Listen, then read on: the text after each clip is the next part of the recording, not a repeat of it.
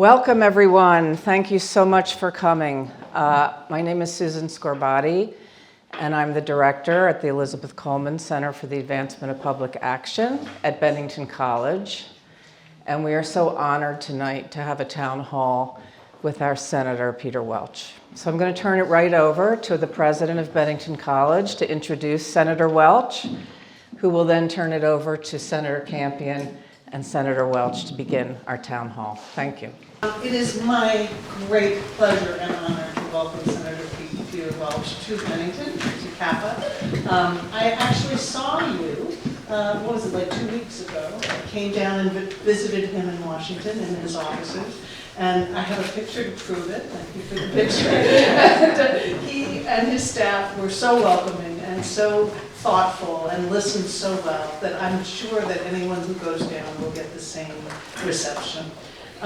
In every encounter I've had with him, he's been direct, he's been honest, and he has been an incredible unifier.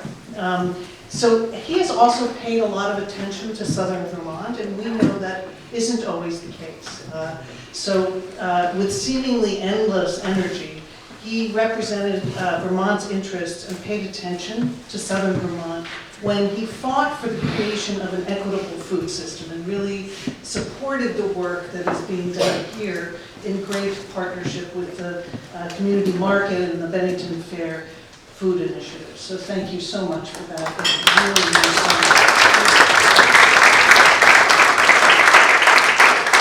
Among his important priorities is, and the reason he's here with us tonight, is protecting our imperiled democracy.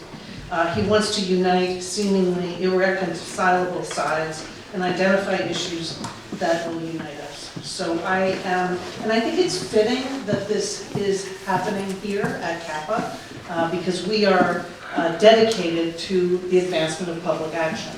And I will close with a little story.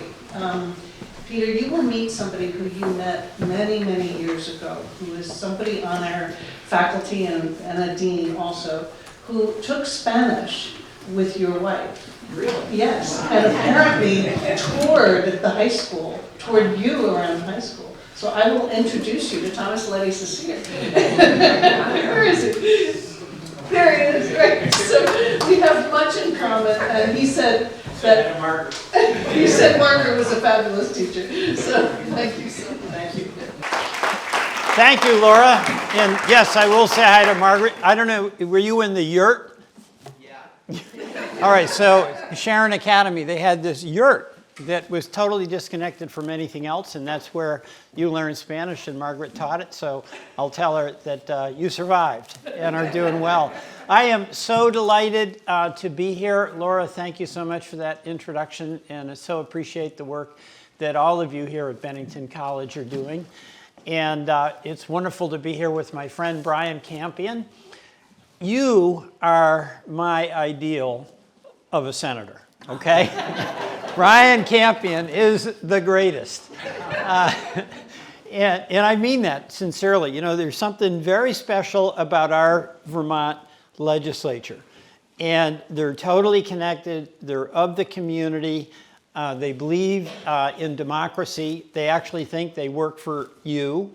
And they have got, I think, a real commitment to Vermont values. And Brian, you have been just a real champion and somebody I admire.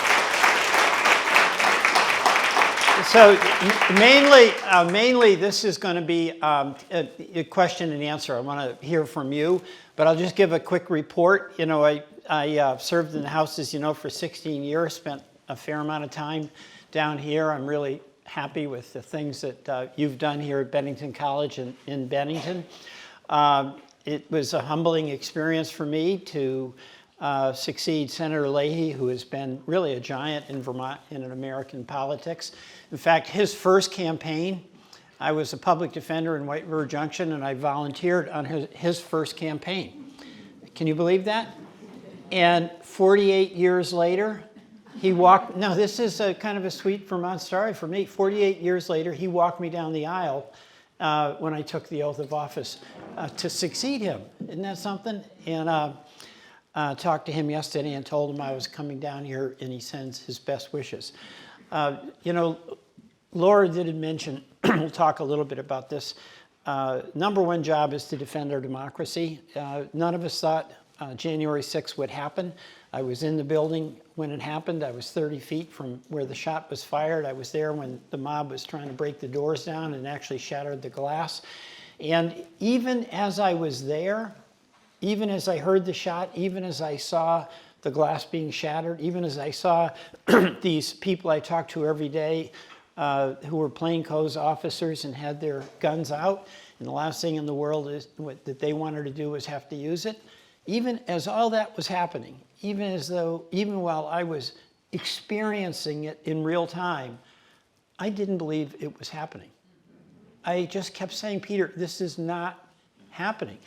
And it wasn't happening in my mind because this is the United States of America and it couldn't happen. And of course, it did. And then we were evacuated.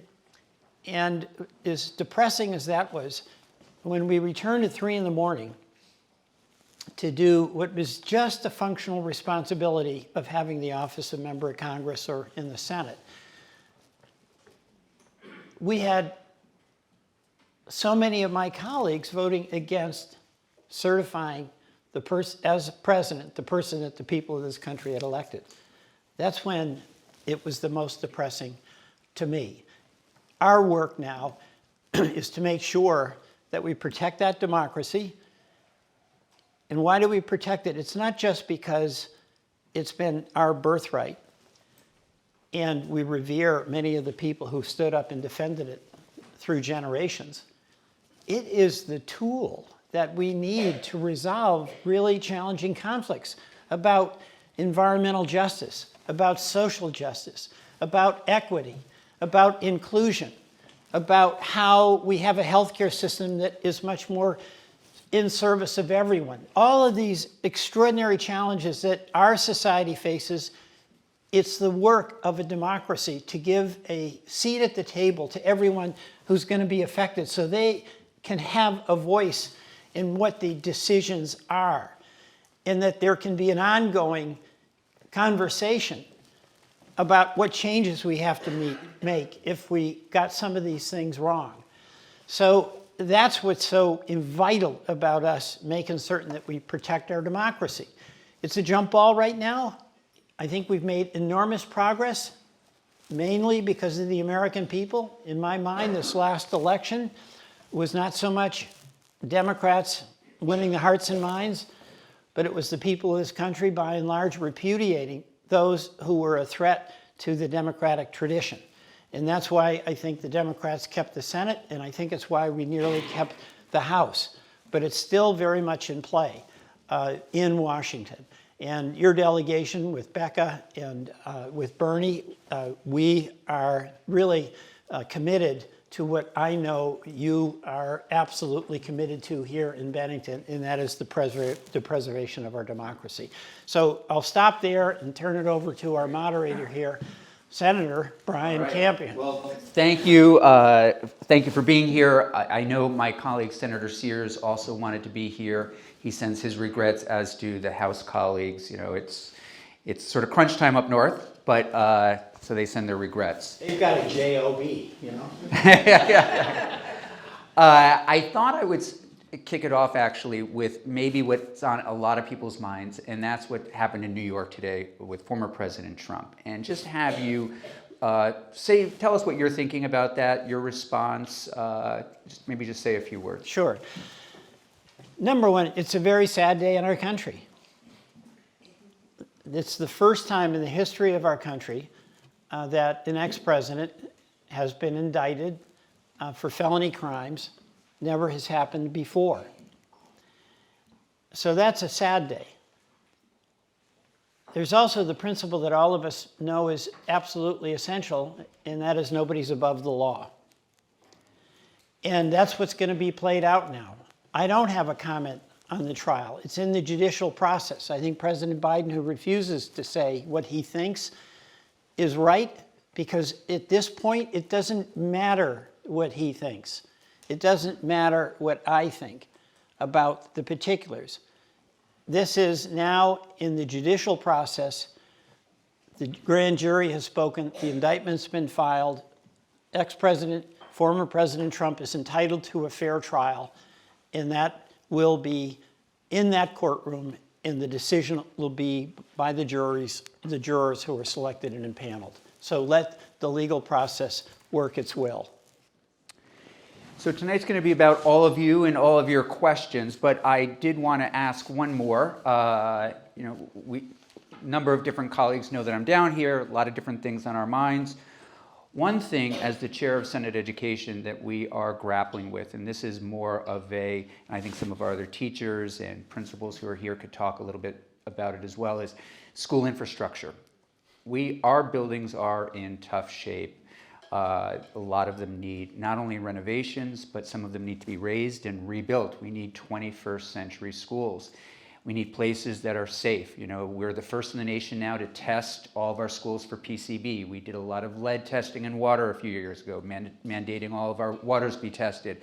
We all know how PFAS has impacted this community, not only residents, but also our schools. So I guess it's more of we don't know if there's anything that the federal government can do to be helpful, but it's going to be hard for us to do it on our own. So anything I'd say that you can do to be helpful around helping to support the funding that we're going to need would be appreciated. Well, let's talk about that a minute. Our schools are ancient, our elementary schools, our high schools. And the state of Vermont, they're incredibly expensive to rebuild. But the reality is we need to rebuild them. And we have schools that were built for the 20th century, some even earlier, and we've got 21st century needs. And those are labs, it's obviously high-speed internet, it's safety concerns that regrettably have to be on the minds of our local school boards. My view is the federal government has to play a role in this, not just in Vermont, but around the country.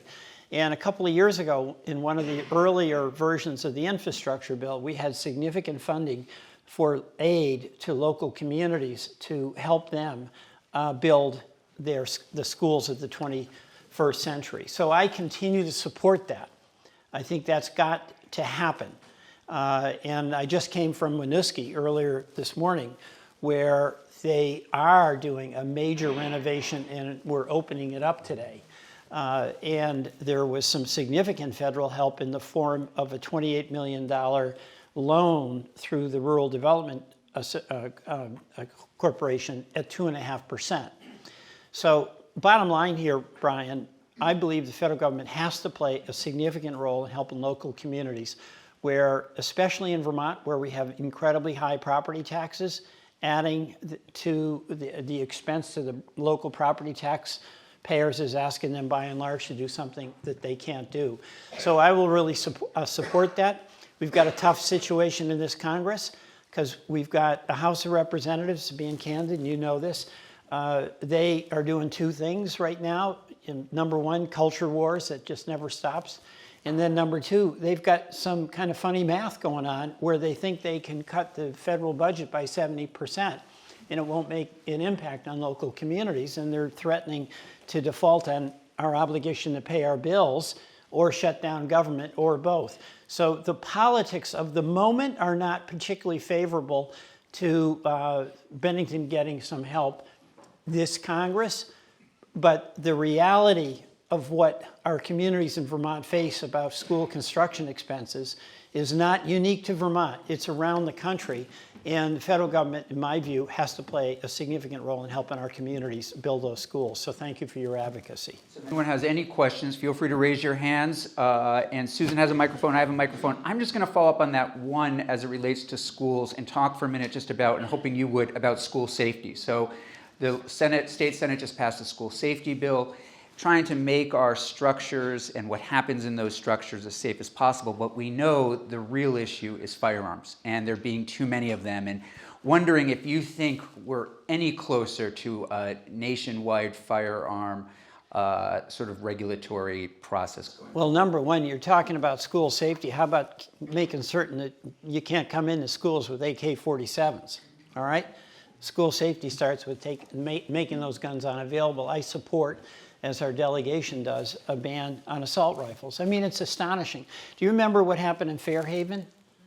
I mean, we came within an eyelash of having our own school shooting situation, and it was only because of the incredible work of the school staff there and the incredible work of the Vermont State Police and the local police officer that young man who had told his, quote, girlfriend that that's what his plan was, and she told her mother, the mother then contacted the school, that we didn't have a parkland. Remember, that happened right after.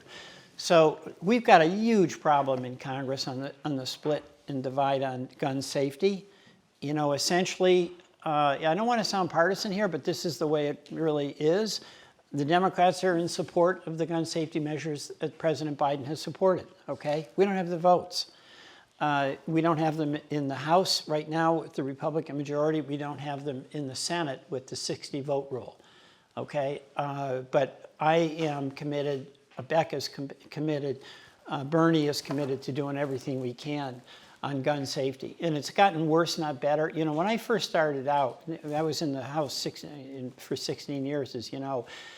The gun issue, especially in Vermont, where we had such a tradition of safety, it was all embedded in making certain that folks and families who wanted to go deer hunting could have a deer rifle. And in the NRA in Vermont was about hunter safety and about families going to deer camp. That's good. That's a good thing. What's happened now is that there's this notion that you've got to have the AK-47 to fight against the government that's coming to get you. It's the conspiracy stuff that we saw. So it's a different world, and it goes to these embedded principles of democracy where you resolve disputes in a civic debate and discussion, not by force. Okay, questions? Does you want to take that side? This is what we're really paid for, and I'll take this side. Senator Welch. My name is Mike Lemire. I've lived in Bennington my whole life. One thing I would like to see Congress look at is the fact that I'm retired and I'm limited to how much money I can make in the course of a year. $21,240. Before you get taxed. Oh, no. Then I go to the 68% tax, which is dead wrong. I should be able to work what I want with no repercussions at all. I mean, I'm a truck driver by trade. They can't find truck drivers. This country can't find anybody to work. Congress comes out and says, well, you can make as much money as you want when you turn 67. I have a physical job. I can't do it at 67.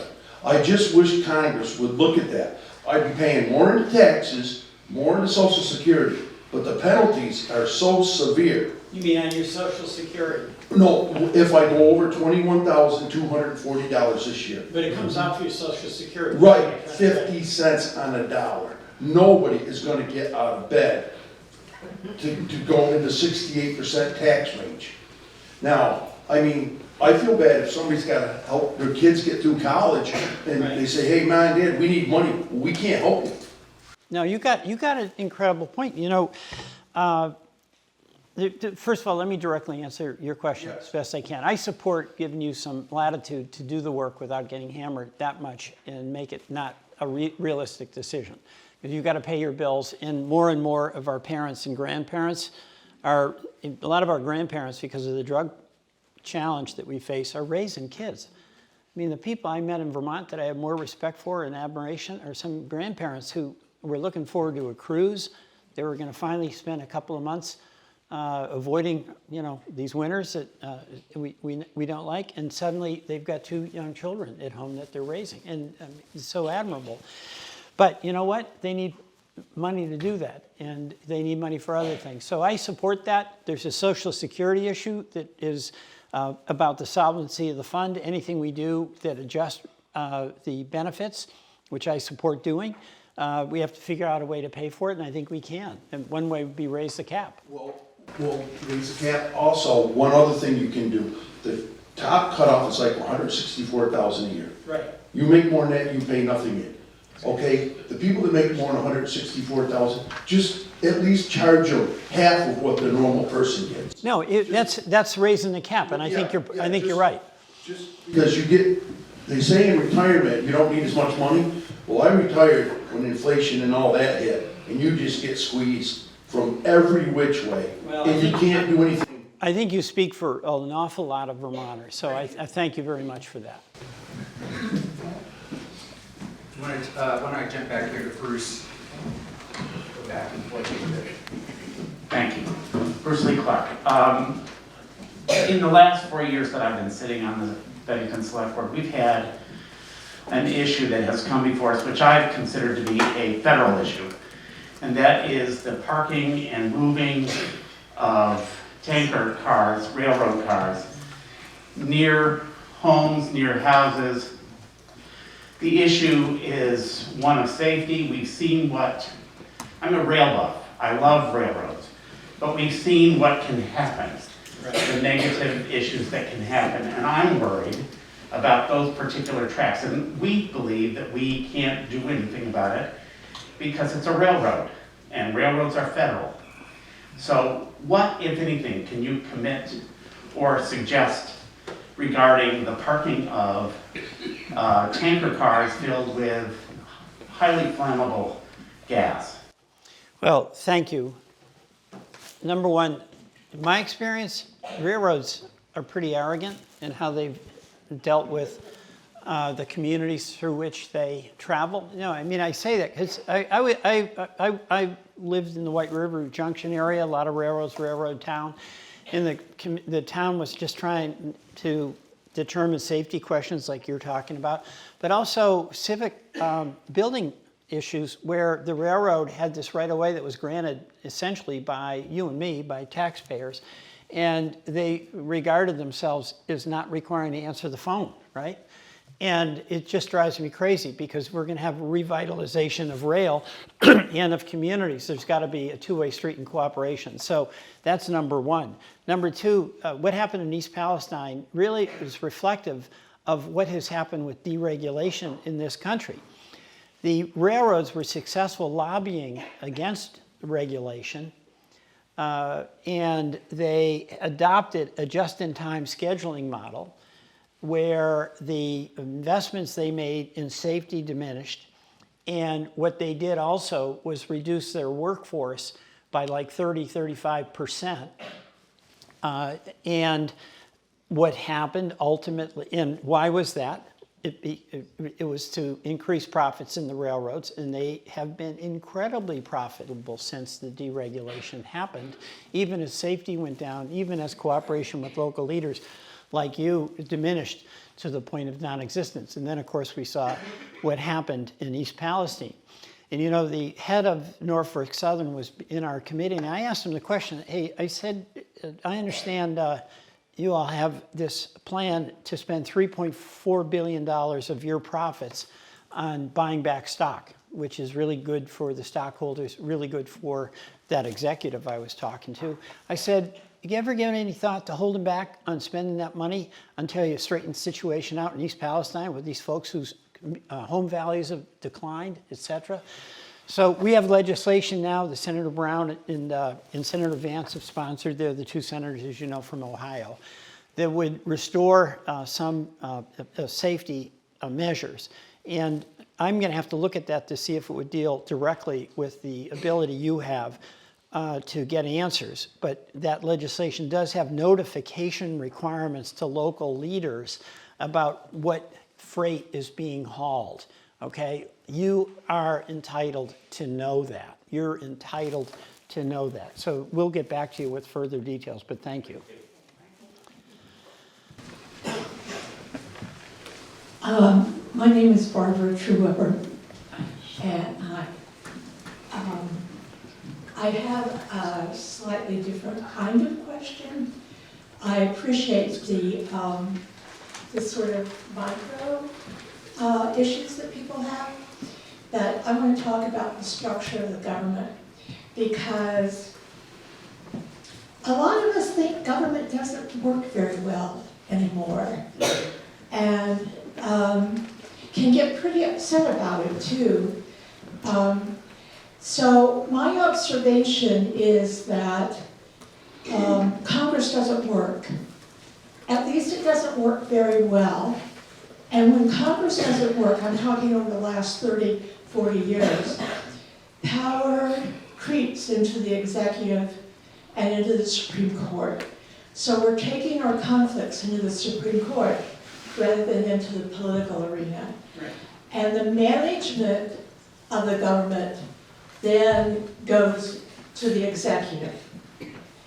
And I'm wondering if you agree with that, and if you do, what can be done about it? I do agree with it. I mean, let's just go through it a little bit.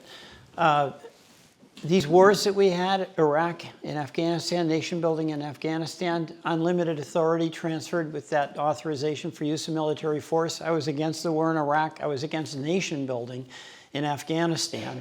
And it was only last week that this Iraq war, we haven't been in Iraq in 10 years, where we were able in Congress, in the Senate, not in the House yet, to take away the authorization for the use of military force that had been used by other presidents to do other things. That's an assertion of congressional power that, in my view, was long overdue, okay? Secondly, the Supreme Court is not on the level these days. And I hate, as a lawyer who reveres the law, I hate to say that. But what you have now with the stacking of that Supreme Court, with ideological conservatives, whose real vetting was not when they went before Senator Leahy's Judiciary Committee. The real vetting was when they got approval from the Federalist Society that was largely funded by wealthy billionaires like the Koch brothers, who wanted ideologues on that court who would be willing to essentially get rid of the regulatory protections that were beneficial to the health and safety of citizens. And, oh, by the way, had to take the pledge that when Roe v. Wade came up, whatever they said to the Senate Judiciary Committee, the truth was what they told the Federalist Society, and that's going to go, right? I mean, that is outrageous. We have a Supreme Court that took away a constitutional right that women have enjoyed since 1973. It's the first time I've ever heard of the Supreme Court taking away as opposed to expanding a constitutional right. So that is what I call judicial activism. So you have got a point there. On the Judiciary Committee, I'm serving on that now after Senator Leahy, but we are really going to be doing our level best to make certain that those justices are on the level. That depends significantly on who the president is, because that's who makes the appointment and what is the majority in the Supreme Court. Congress is another issue. You know, campaign finance is a brutal, toxic situation in our country. It was all made possible by the Supreme Court with Citizens United. Before that, all contributions had to be disclosed, and all contributions were limited. Post Citizens United, they equated corporate spending with free speech, and that has just created this toxic situation in our country where money talks. We've got to overturn that somehow. We don't have the ability to pass a law to change it. It actually takes a constitutional amendment. But it's had a real negative impact on Congress. But having said that, you know, you look at what this Congress did 2 years ago. With the first time, we have $500 billion that's going into climate change and climate initiatives, where there's public policy that absolutely acknowledges the urgency of dealing with a planet that is on fire, where there's money that's going to be available to homeowners, to farmers, to companies that are doing battery technology, where you're creating these incentives that then get a market dynamic going, which is essential so that we can bring the cost of decarbonization down so it's affordable to everyday people. That's what has to happen. It's got to be affordable. We can't tell people that they've got to get an electric car when it's totally beyond their budget. We've got to make electric cars that are affordable. We've got to have battery technology that means in your house you can install that in an affordable way. So that's really good. Second, we got through the pandemic. The effects of the pandemic are still with us. I mean, what all of us had to go through, but particularly educators, healthcare workers, law enforcement, you had to be out there all of the time when the rest of us were at home, you know, worried about our health, worried about our kids and their health. But our frontline workers had all of the same emotional concerns, health concerns that we had. But our educators, our healthcare workers, our law enforcement folks and first responders, They had all of the same things we had. They had to go out and face the public and be in jeopardy. But that's taken a toll on us. And the kids that didn't go to school and didn't have that opportunity to socialize, that's a real challenge. But we got through it with the vaccine. We got through it more or less with cooperation, especially in the state of Vermont. And I give Governor Scott an enormous amount of credit for how he handled that on our behalf. But we got bipartisan legislation, by and large, that helped us get through it, helped businesses stay afloat, helped our healthcare system. The challenges remain, but I'm proud of having been part of that in Congress, even though I agree with your assessment, and even though I'm dismayed with, I mentioned January 6th and what happened, but our job here in Vermont, where we believe in institutions, the local select board, the local school board, Bennington College, we believe that part of personal responsibility is committing yourself to making the institution that you're affiliated with better. And I'm affiliated with the U.S. Senate, and I'm going to do everything in my power to make that an institution that does your work on your behalf. Thank you. We have a question right over here. Go ahead. Hi, Senator Welch. It's a pleasure to speak with you. So my name is Matthias Van Cleef. I'm a student here at Bennington College, and my question is also a bit broad. So, like many, although the pandemic epoch was only 3 years long, and I'm 21 now, but it felt like my mind has aged a lifetime, and and with all that I've seen, especially within those 3 years, like watching the executive branch downplay a global pandemic in favor of to support like a petty re-election bid, and to watch George Floyd get suffocated to death and see all that all money that could be used for reallocation for social justice and public spending be used for police apparatus and a military-industrial complex, not to mention the Supreme Court overturning Roe v. Wade, and prior to that, like seeing recession after recession with little to no financial aid besides a few impotent stimulus checks, and little to be done on firearms. Like I remember after Parkland, I was a sophomore in high school, and I was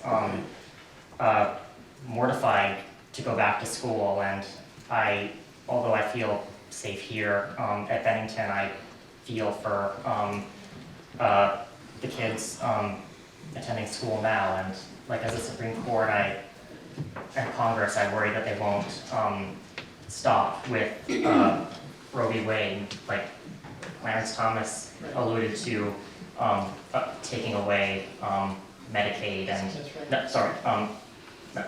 alluded to taking away the rights to contraceptions and the right to gay marriage. And in Congress, we have people like Rick Scott and Kevin McCarthy talking about cutting Social Security and Medicaid, which makes me worried for my dad because he's 61 and plans on retiring soon, but he might not be able to afford to. And as for me, and people in my age demographic, we have to worry about, we can hardly make ends meet ourselves, and it's, bottom line, it's really, really hard for us to kind of muster up the strength to continue fighting. And I know it's kind of a cliche, but I've been told all my life that you have to fight for what you believe in, you have to fight for what you think is right. But we're so exhausted from fighting, we're exhausted from risking our lives for the bare minimum. And so my question for you is, what do you have to say to those of us who want to give up, those who are too tired to work, let alone to live?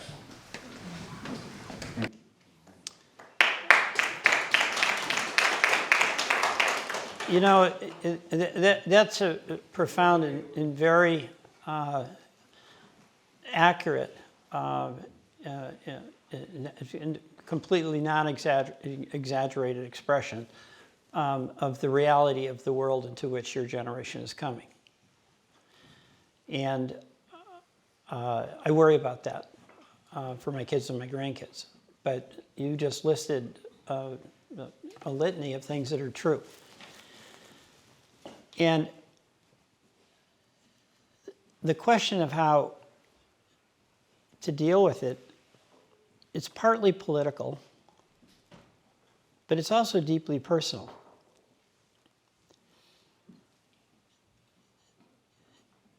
There's nobody in this room that hasn't experienced great personal suffering, and if they haven't quite yet experienced it, it's waiting for them. And the good fortune I think some of us have in life is somehow, with the relationships we've had, we've been lucky to have good parents, and we've had a teacher that's made a real difference. You get some resilience, and you find your joy and your strength in somehow looking past what you just outlined as, and it's very true, and finding just even in a micro level how you can be helpful to somebody else. And when I listen to the situation that you face, and again, it's accurate what you said, okay? I really respect it.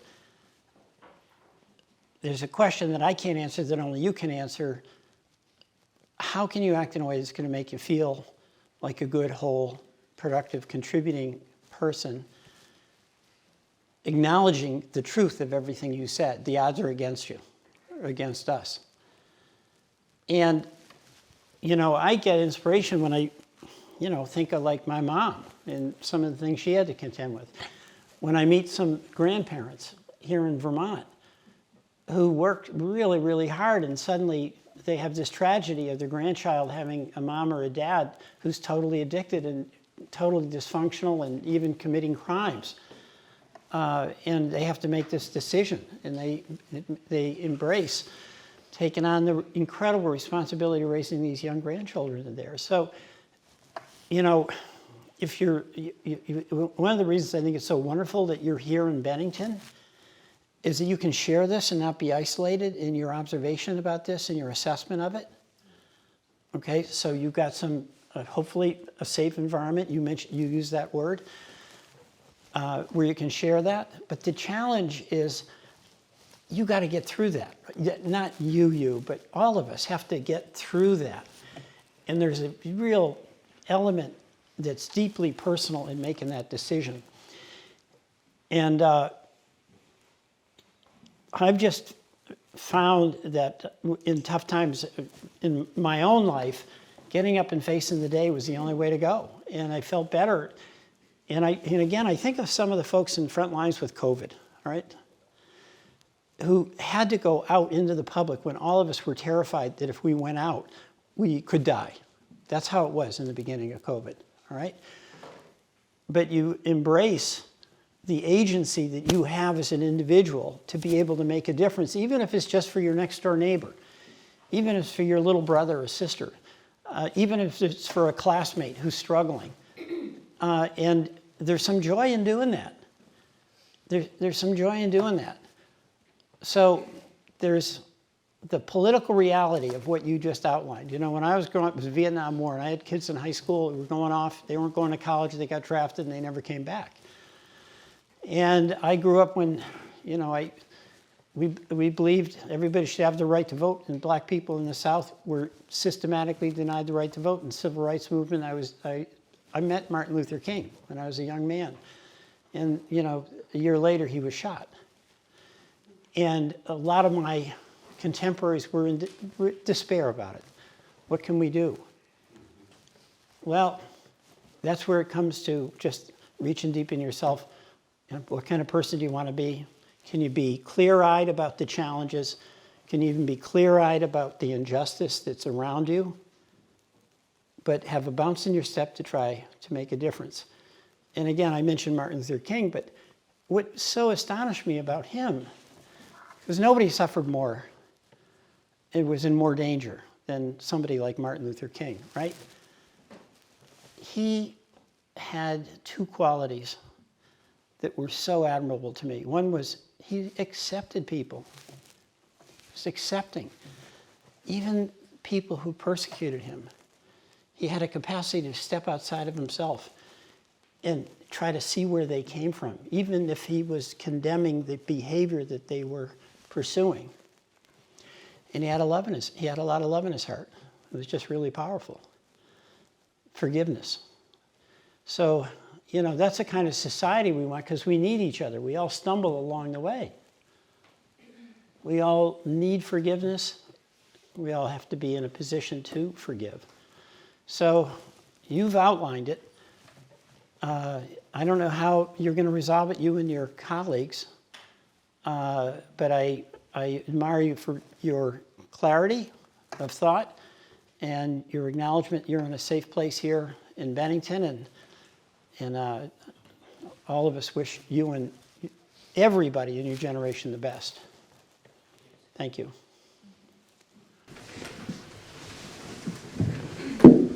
Good evening, Senator.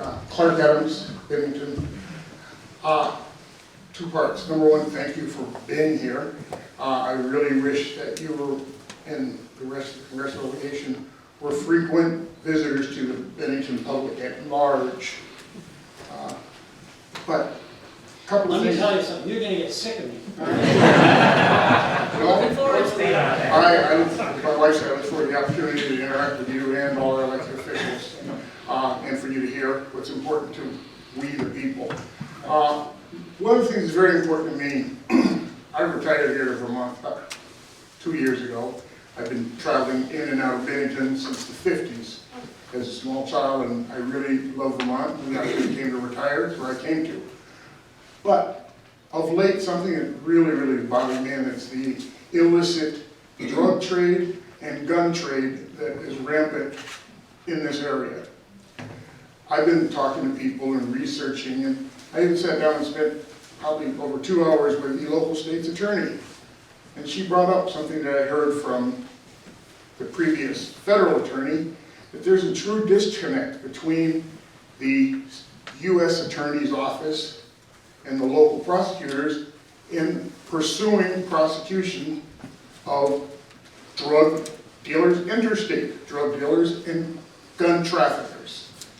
There is significant difference in federal penalties for these crimes than there are Vermont penalties for these crimes.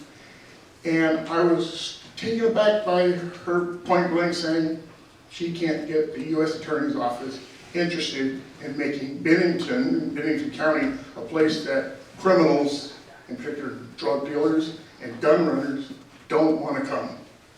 And I'm asking you as our senator, especially the Judiciary Committee, to actually make big strides in pushing for federal agencies to get involved with interstate conspiracy to transit drugs and guns in and out of our town. I've heard you mention a couple of times gun safety in our schools, drugs, how they've impacted negatively on all of our community's plans.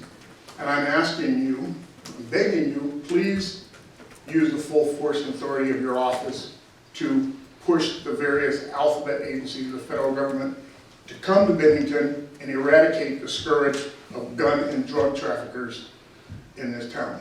Thank you. Thank you.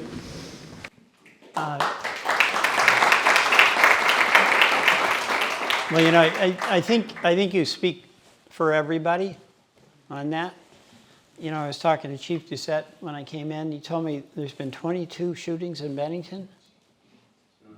22 this year. Is that this year, Chief? It was in 2022. 2022. That's astonishing. All right, and mostly drug related. You explained to me, right? And you know that you create that.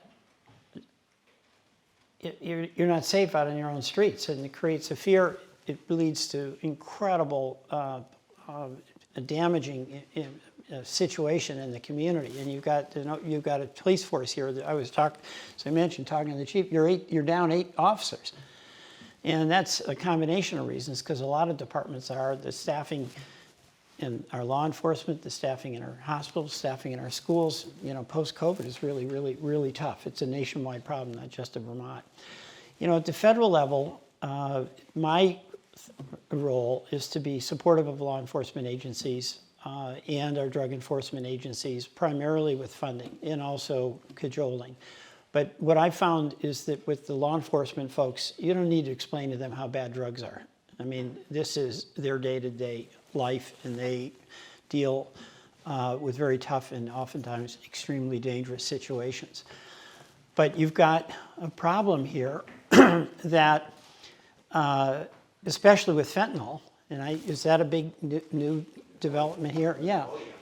Yeah, China creates these so-called precursor chemicals that they send to Mexico, and then the Mexico cartels make those drugs and then get them up here.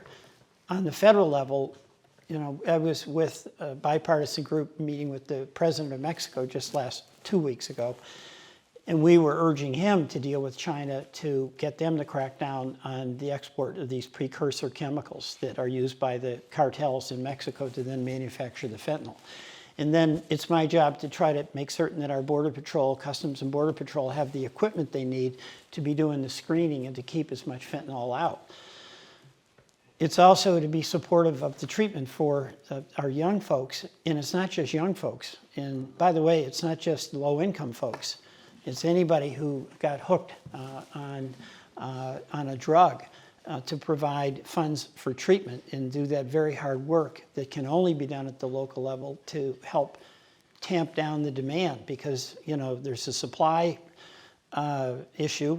The cartels are going to push the drugs, but that's based on the fact that they can sell them, and there's a demand issue where, frankly, I think we've got to do all we can to address that. So there's not an easy answer to this, because you speak not just for folks in Bennington, you speak for folks in Brattleboro, you speak for folks in Barre, you speak for folks in Burlington. And law enforcement is doing all it can, but there's an issue here about the border, there's with the screening, there's an issue about Mexico using its influence with China, which we frankly don't have at this point, about dealing with them on precursor chemicals. So I think this is going to be with us for a while, but I'm glad you're speaking out, because we can't hear that message loudly enough and frequently enough. Thank you. Question right here. Senator Welch, thank you so much for being here. You did touch when you first, in your opening remarks, talked about the debt ceiling and the danger in the debt ceiling, and, potentially what this could do to the economy and that. And I think you're totally right in that. And you mentioned that the Republicans are going to slash dramatically, well, certainly the ones in Congress are going to slash the budget dramatically and create all kinds of havoc. President Biden also has said that part of his tax plan was to obviously raise taxes for anybody over incomes over $400,000, and also the corporate tax. And I think that's I think as far as raising revenue, that's a great idea. And so if you have the Republicans who are sitting back saying, we're just going to slash everything, but we're not going to, raise taxes. And you have the Democrats who are saying, well, we can't slash everything, but we can raise taxes to bring in revenue. Well, why don't you get together and try and bargain and say, you know what? For every dollar that you want to slash, we are going to raise taxes $1. And see if we can come up with some kind of compromise in the process that would obviously we wouldn't end up with slashing the budget dramatically. Right. And we wouldn't end up with taxes going up dramatically for that entity. Right. We might end up actually bringing the deficit down some. Right. And get the debt ceiling passed, because that's the real issue. Yeah. Well, first of all, I want to say you're right. That's what I think we should do. I mean, this is we have a deficit, and I actually am a kind of pay-as-you-go Vermonter, I'm kind of cheap. So I'm concerned about the deficit. But we can deal with that by a kind of approach that you suggest. But here's where I'm going to disappoint you, okay? Well, let me explain just how radical the House proposal is. They are been bludgeoned because of Trump saying, don't touch Social Security, don't touch Medicare. I actually agree with that. He's also saying, don't touch the Pentagon. We're approaching $1 trillion. It's the only unaudited department in the whole government. And you know, $1 trillion is a fair amount. It's close to $1 trillion. So that's off limits. That means to get to what Kevin McCarthy says is their budget goal, we have to slash 70% of the rest of federal spending, nutrition programs, ag programs, help for the aged, help for students, non-Medicare health care programs, like we just cut the heart out of Medicaid. It's not doable, okay, and it'd be catastrophic economically. But here's the point I want to make. A lot of the folks who are advocating on the Republican side for that budget, it's not just about getting rid of the deficit. It's about disempowering government to help people. They don't want to do it. They don't want Medicaid. They don't want it. They don't want to have a debate about having infrastructure spending go to local schools. You know, it's a kind of you're on your own approach. That's what's so radical about it. It's not just that it's not doable and they're not on the level about what they're saying. There's a real cadre in the House, especially, that basically is very much against the use of government regulatory authority to protect the health and safety of citizens, taxing power to meet the needs of hardworking citizens, and that includes higher education, by the way. So that's the heart of this struggle that is really beyond and beneath the numbers. Your approach, if we had a functional Congress that would require give and take on both sides, because, you know, we're in Vermont and we're blessed. I mean, we all know Republicans in our community that we really admire, right? And you can do business with and disagree with. And I've got a lot of those folks that are in the Senate and had them in the House, but that's not where the majority is in the House of Representatives, and that's the heart of the challenge. So we have about 10 to 15 more minutes, and I know Liz, you have a question, and then I know you have a question, and then we'll go over there. Thanks, Brian. Hi, Senator Welch. Hi. I was wondering if we could shift a little bit and if you could share with us 2023 is a Farm Bill year. All right. And perhaps you could share with us a little bit about what's going, where that process is, and in particular, finding out if there is any exciting work happening to push rural development funding to increase, especially for small rural states like ourselves. Well, now we're doing the happy part of this meeting. No, you know, I'm on the Ag Committee. I know that. And I'm so excited. I was on the Ag Committee when we did a farm bill in the House. And I'm really glad you brought that up. The farm bill, it's like they're sane people in that committee, right? Republicans and Democrats. They care about rural America. They care about local agriculture in our farm community. So I find it to be just such a respite to go in there. And we've got Debbie Stabenow, who's the senator from Michigan, is our chair. Everybody says, you know, she's one of the smartest people in the Senate and one of the most respected, one of the most cordial. John Boozman from Arkansas is the ranking member. I serve with him in the House. And he wants to come up to Vermont. I can't blame him, but maybe we'll bring him up here, you know. Yeah. But, you know, I'm kind of discriminating about who I let come into Vermont. So, you know, it's a mark against you if you're in the Senate and a politician. But the point is that in my experience in Congress, the place where there tends to be a good deal of bipartisan support is in the Farm Bill. There's a debate in the Farm Bill always about priorities. And I think there's a really good opportunity for us to get a good Farm Bill. First of all, the focus for me is local agriculture, and that includes organics. And a major reason I support local agriculture is because it is so essential to the well-being of the community that you're in. You know, we drove down on Old Route 7 today from Burlington, and just went through all this beautiful farmland that is in Addison County and, of course, northern Bennington County. Well, we want to keep that going, all right? So, and we want organics because that's less carbon intensive than the traditional agriculture that's so dependent on Monsanto. Second, and that includes dairy for us here in Vermont, obviously. But second, we've got to have agriculture be our ally in reducing carbon emissions.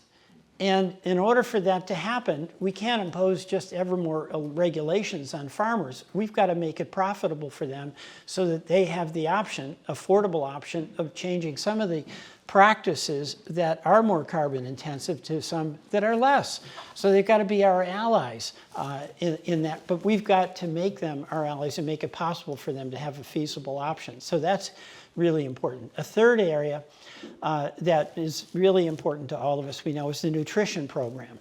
And when I talk to farmers, they love that their life is about helping people have nutritious food. Well, we've got to have a nutrition program to back that up. During COVID, we massively increased the nutrition programs, and that network of our food organizations around the state stepped up, and it was quite amazing. And we thought that when COVID was in the rearview mirror, everything would be fine. You know what? It's not fine. There's a lot of folks still going hungry. So the fact that COVID's over, I don't think means that we can diminish our support for the nutrition programs that have been so essential to the well-being and survival of our families. So I'm really excited about working on the farm program. And in the Senate, you know, you get to be a subcommittee chair right away. You're kind of a big shot, you know what I mean? And no, but I'm the chair of the subcommittee on rural development and energy. So I'm really excited to work with Vermonters and Vermont farmers to have a farm bill that's nutritious, it's sustainable for our farmers, and reduces carbon emissions. We have about a few more minutes. Thank you, Senator Welch, for being here. My name is Dylan Wida. Question goes off what you were just talking about. In fact, the IPC says that we have to reduce carbon emissions by 50%, or I should say greenhouse gas emissions by 50% by 2030 if we have any chance of keeping warming below 1.5 degrees Celsius. And current policies are not enough. I feel like we're in a don't look up moment, if you know that film, but it's coming. I have 2 young kids and I think about their future and what can we do as a country to change course and dramatically cut our carbon emissions. Okay. Little is not enough. I want you to take heart in something. This battle about whether it was fake science, it's over. Thank you. Okay, no, it's over. And a lot of the folks who are arguing it's fake science, it wasn't because they really believed it was fake science. They were fearful about the transition and the implications, okay? What's so significant about the infrastructure bill, which a lot of us think had much more to do with the environmental bill than anything else, is that we put real money behind public policy opportunities for the market to get engaged in that task we have of bringing down carbon emissions in a way that become affordable, okay? And what you're seeing is companies are investing now. Like, you know, up in Waterbury, there's a battery storage company that is just doing incredibly well. We've got storage batteries at our house. Margaret insisted. And I'll tell you something, that was pretty cool because when you all lost power down here, our battery was working. I don't mean to. But what we know is that once you start decarbonizing in ways that become efficient and affordable, then if people have the option of getting an electric car that they can afford, that's a choice they can make. If you're telling them to spend 2 or 3 times what they can afford to get an electric vehicle, then they can't. So where we're at now, we passed that major breakthrough legislation. We're at the implementation phase. And that's on us in government, in the administration. It's also on state government, because there's a lot of funding out there for businesses, for communities to start the implementation. And the whole key for us to be successful is to implement and create kind of a virtuous circle where it becomes socialized and, as I say, affordable. So you're right to be worried, all of us are, but we've got a shot here if we intensify the application of the policies that were just passed. Marcus Jones. That was a perfect lead into what I was going to talk about, which is, there's a great investment going on in the infrastructure of just the country, and with a great reduction, trying to reduce our emissions targets, and fully in support of getting there. I have 2 young children, very concerned about what's being left for them. The issue that I'm seeing right now, though, is that the majority of the supported technologies that are getting implemented right now and are supported through the tax benefits are ones that will last 1 to 2 generations at best. So a heat pump installed today may be done in 15 years. Solar panels in 25 years tend to be at 80% battery output.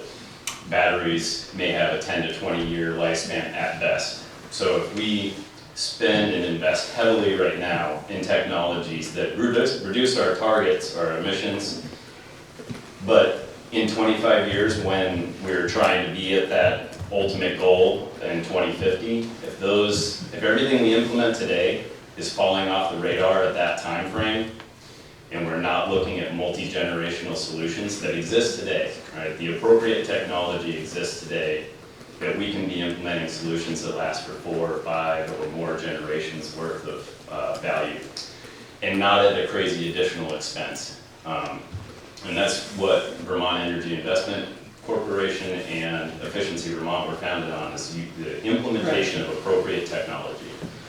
And so just with this understanding that there is this other option, right now we're looking at having a 20 megawatt solar array installed in Shasberry, when there's an option for that land which may actually provide the community with multi-generational impact rather than degrading the farmland, the prime agricultural land that's there that you talked about that we need to be supporting. So to me, we have there's a distinct need for education around energy and how the decisions we make and the solutions we implement now can actually last for much longer time periods, so that when my kids are grown up and they're starting to have their kids, they're not trying to figure out how to clean up our mess that we did because we were rushing, but they're actually saying, wow, okay, I can chill out because I live in a house that doesn't consume any energy. So just, it's kind of open-ended, but just if we're trying to be the wisest use of ratepayer, taxpayer dollars, how do we start to implement those solutions that are going to last the longest, so we're not saddling our kids with something? Well, let me just say, number one, your point is right, okay? In the ideal world, we would be making decisions that allowed us to get the longest lasting, most carbon reducing technology in each situation, right? That's what you're saying. And the goal here is getting the carbon reductions down. Number two, it's going to be messy, because you're going to have people who are going to have a debate about the technology. You're talking about a specific project, which if we were in a different setting, you'd tell me all about and explain to me why what you see as a possibility is better than what apparently other people see as a possibility. But that's the implementation that I'm talking about. That's the messy process where there's also going to be community trade-offs. Do you want a solar field right next to your house? A lot of people don't. It's not terrible that they don't, but there's a price. And this is in part going back, by the way, to the small d democracy. It's where there has to be that give and take, where you get together as a community and try to figure out what you can do. So for me, we've got to get in place at a public policy level the right incentives so there's the opportunity for market players to try to operationalize that. But that doesn't mean that whoever comes up with a proposal that proposal should be validated, because once you create incentives, there'll be a lot of folks out there, whether it's clean energy or dirty energy, that try to game the system. And ultimately, you want to make this be affordable and not just enriching for the folks who get to the place first. That's a kind of messy part of this that we can't manage at the federal level. But I'd much rather be having a debate about whether, just to use your example, your ideal of how to best use that 20 acres versus somebody else's ideal of how to use that 20 acres that's based on your prediction that your approach would last longer with the cleaner energy versus the other one. I'd much rather have that than whether we're going to have a dirty coal plant or a gas-fired facility. And that's kind of where we're moving into this new practical debate. So, you know, I just want you to know that if I sound optimistic, I am a bit, but my optimism isn't based on my confidence about what the outcome's going to be. My optimism is based on, you know what, it's just more fun for me to get up and, you know, try to figure out how we get from here to there and make it through the day and make it through the next day. So this is the challenge we all face. You know, the world that we're in is the world that we're in. The world that we want is the world we have to create. And we can each do our little bit. I'll just finish with this. This was such an inspiring moment. Yesterday, we were in Montpelier at a church there. And there was a gathering of people from my old hometown, Heartland, Vermont. And the father was there. He had 5 sons who were in the military. And there were a couple of my former residents from Heartland. We were there celebrating the rescue of an Afghan interpreter, okay? He was at the airport. He had been an interpreter for one of these military people, a captain in our military, who was in Heartland. This man, Asquilla, from the airport, when all that chaos was occurring, called this Mr. Bassett, Captain Bassett. Captain Bassett got on the phone with a major that he knew, who went out into the crowd, looking around, looking at the phone with the picture he sent to try to find the interpreter.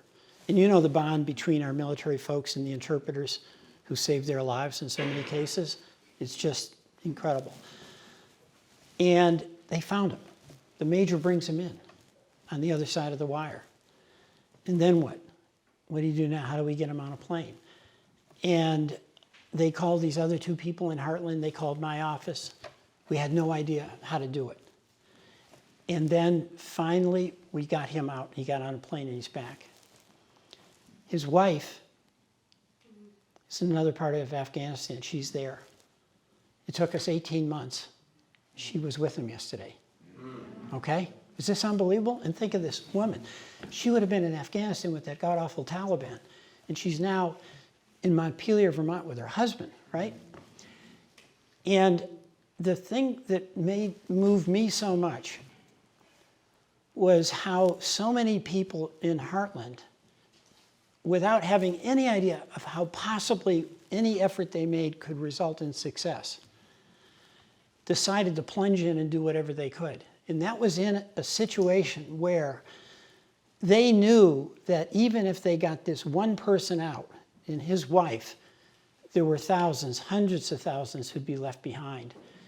And they overcame the despair of that observation to decide to act to save that one couple. And they did it. So my message, do what you can. Thank you.